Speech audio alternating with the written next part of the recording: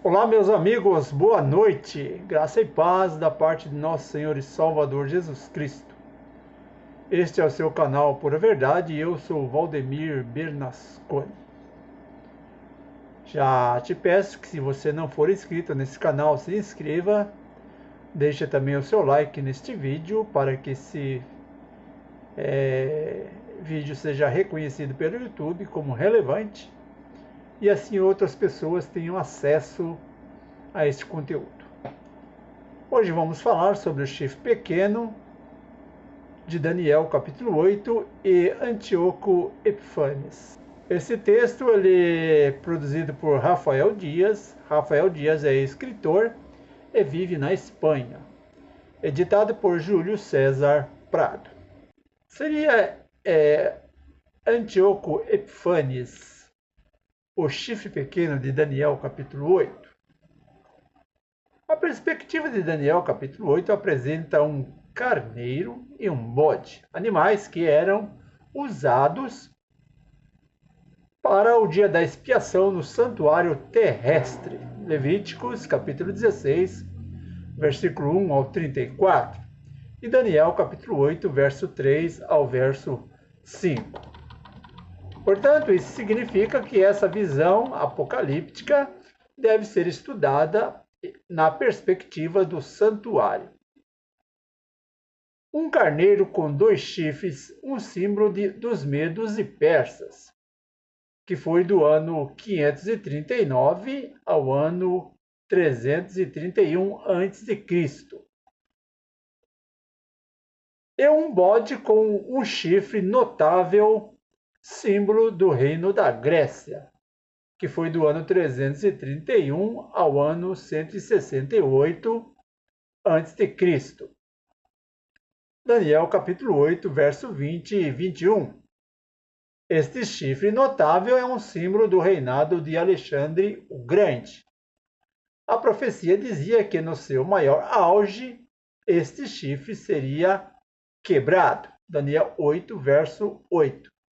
Veja, portanto, e o bode se engrandeceu sobremaneira, mas estando na sua maior força, aquele grande chifre notável foi quebrado, e o seu lugar subiram outros 4, também insígnes, para os 4 ventos do céu. A história diz que Alexandre o Grande, aos 32 anos de idade, morreu alcoolizado. Então, com a morte de Alexandre o Grande, levantaram-se 4 generais disputando a supremacia da Grécia. Estes generais eram Cassandro, Lisímaco, Seleuco e Ptolomeu. Esses mesmos 4 chifres são representados pelos 4 cabeças do leopardo de Daniel, capítulo 7, verso 6, que diz: depois disto, eu continuei olhando, eis aqui outro animal, semelhante a um leopardo, e tinha 4 asas de ave nas suas costas. Tinha também este animal 4 cabeças, e foi-lhe dado domínio. Mas como surgiu então o chifre pequeno?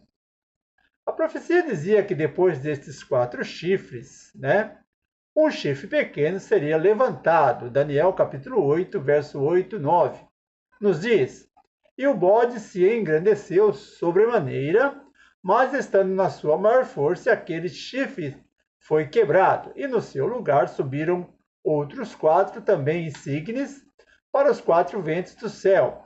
E de um deles saiu um chifre muito pequeno, o qual cresceu muito para o sul, para o oriente e para a terra formosa. Amados, alguns intérpretes sugerem que este pequeno chifre era Antíoco Epífanes, um rei grego. A confusão está em interpretar eles, dando a entender que este chifre saiu do bode macho, que é a Grécia. Mas esta interpretação não se encaixa no contexto gramatical. A palavra hebraica para eles é em. Isso indica que, gramaticamente, o contexto imediato é ventos. Segundo o verso 8, e não chifres. A tradução correta seria, então, e de um dos 4 ventos, ou 4 pontos cardeais, um chifre pequeno. Pois o esboço paralelo de Daniel 7 apresenta que estes pequeno chifre surgiu da quarta besta, que é Roma, não Grécia. Daniel 7, verso 8. Nos diz: estando eu a considerar o chifre, eis que entre eles subiu um chifre pequeno, diante do qual 3 dos primeiros chifres foram arrancados. E eis que nesse chifre pequeno havia olhos, como olhos de homem, e uma boca que falava grandes coisas. A versão BJ dá uma tradução mais confiável para o original hebraico. Mas quem é esse chifre pequeno de Daniel, capítulo 8? Não há melhor símbolo para identificar Roma como as suas duas faces, Roma política e Roma papal.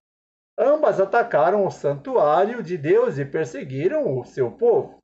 São Lucas capítulo 20, verso 21 e 22 nos diz: e perguntaram-lhe dizendo: mestre, nós sabemos que falas e ensinas bem e retamente, e que não consideras a aparência da pessoa, mas ensinas a verdade e o caminho de Deus.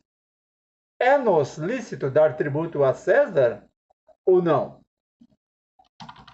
Muito bem, quem mais prejudicou o povo de Deus foi o papado, que reinou de 538 a 1798. Esse sistema atacou a verdade de Deus e o lugar do seu santuário foi lançado por terra. Uma alusão ao ministério sacerdotal de Cristo, que foi substituído por sacerdotes humanos idólatras. Já o profeta diz: engrandeceu-se até o exército do céu, e parte do exército e das estrelas lançou por terra e pisou, e ainda se engrandeceu contra o príncipe dos exércitos, e por ele foi retirado o sacrifício contínuo, e o lugar do seu santuário foi então lançado por terra. E por causa da prevaricação lhe foi entregue o exército juntamente com o sacrifício contínuo. E derrubou a verdade e fez o que quis e prosperou. Daniel capítulo 8, verso 10 e 12. O papado impôs a abominação devastadora por mais de 1260 anos. Daniel 7, 25. Jogou por terra o santuário celestial e pisou a verdade de Deus. Daniel capítulo 8, verso 11 a 13. Que nos diz: e se engrandeceu contra o príncipe do exército, e por ele foi tirado o sacrifício contínuo, e o lugar do seu santuário foi lançado por terra. E um exército foi dado contra o sacrifício contínuo por causa da transgressão, e lançou a verdade por terra, e o fez e prosperou. Depois ouviu um santo que falava, e disse outro santo àquele que falava: até quando durará a visão do sacrifício contínuo e da transgressão assoladora, para que sejam entregues o santuário e o exército, a fim de serem pisados? Removeu o santuário, retirou o contínuo para colocar a abominação devastadora. O contínuo eram os sacrifícios que representavam a Cristo. Simbolicamente, o papado impôs um falso sistema de sacerdócio idólatra para remover a ministração de Cristo do santuário celestial. Hebreus 8, de 1 a 5 diz: ora, a suma do que temos dito é que temos um sumo sacerdote tal, que está assentado no céu à destra do trono da majestade, ministro do santuário do verdadeiro tabernáculo, o qual o Senhor fundou, e não o homem. Porque todo sumo sacerdote é constituído para oferecer dons e sacrifícios. Por isso era necessário que este também tivesse alguma coisa que oferecer. Ora, se ele estivesse na terra, nem tampouco sacerdote seria, havendo ainda sacerdotes que oferecessem dons segundo a lei, os quais servem de exemplo e sombra das coisas celestiais. como Moisés divinamente foi avisado, estando já para acabar o tabernáculo, porque foi dito: olha, faça tudo conforme o modelo que te foi mostrado lá no monte. Amados, a missa e a confissão auricular, a invocação dos santos e Maria, tudo isso é um ataque à verdade de Deus. Por outro lado, a perseguição do povo de Deus por parte da igreja considerava-se que foram mais de 50 milhões de cristãos que morreram nas mãos da Inquisição Romana, a Santa Inquisição. A poluição do santuário, Vamos ver, o chifre pequeno contamina o santuário. E é necessário uma purificação. Daniel capítulo 8, verso 14. Veja, e ele me disse, até 2.300 tardes e manhãs, e o santuário será purificado. Este templo não pode ser o templo reconstruído por Herodes o Grande. São João capítulo 2, verso 20.